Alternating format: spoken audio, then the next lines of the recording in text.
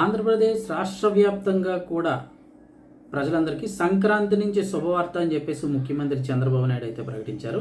అసలు ఎందుకు ఏంటి వివరాలు తెలుసుకుందాము.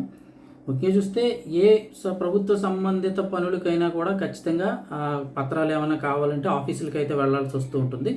ఇక సంక్రాంతి నుంచి మ్యాక్సిమం ప్రభుత్వ సర్వీసులకు సంబంధించి అది ఈ పనులు ఏవైతే ఉన్నాయో వాటికి ఆఫీసుల చుట్టూ తిరగకుండా మొత్తం అంతా కూడా ఆన్లైన్లోనే జరిగే విధంగా చంద్రబాబు నాయుడు అయితే కనుక అధికారులకు సూచనలు ఇచ్చారు. ఆల్మోస్ట్గా చూస్తే వ్యవస్థపై ఆర్టీజీఎస్ వ్యవస్థపై జరిగినటువంటి సమీక్షలో ఆంధ్రప్రదేశ్ ముఖ్యమంత్రి చంద్రబాబు నాయుడు అధికారులు కీలక సూచనలు చేశారు. మొత్తం ఏంటంటే వచ్చే నెల నుంచి ప్రజలు తమ పనుల కోసం ప్రభుత్వ కార్యాలయాలకైతే వెళ్లాల్సిన పని లేకుండా ప్రభుత్వ సేవలను సంక్రాంతి నుంచి మొత్తంగా ఆల్మోస్ట్ కుదిరినంత వరకు ఆన్లైన్లోనే అందించాలని చెప్పేసి చంద్రబాబు నాయుడు అధికారులకు ఆదేశాలు జారీ చేశారు. తద్వారా ఆన్లైన్లో సేవలకు అందడం ద్వారా ప్రజలకు కూడా సంతృప్తి స్థాయి పెరుగుతుందని చెప్పేసి అభిప్రాయపడ్డారు. కొన్ని ప్రభుత్వ కార్యాలయాలు ఇప్పటికీ కూడా భౌతికంగా మాత్రమే సేవలు అయితే అందిస్తున్నాయని ముఖ్యమంత్రి గుర్తించారు. అలాంటి శాఖలు వెంటనే తమ ఈ విధానాలన్నీ కూడా మార్చుకొని ప్రజలకు ఆన్లైన్లోనే సేవలు అందించాలని అయితే చెప్తున్నారు.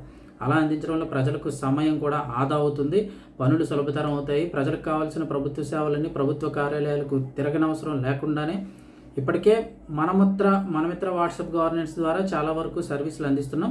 దీనిపై ప్రజల్లో విస్తృతంగా అవగాహన కల్పించాలంటూ అధికారులకు చంద్రబాబు సూచించారు.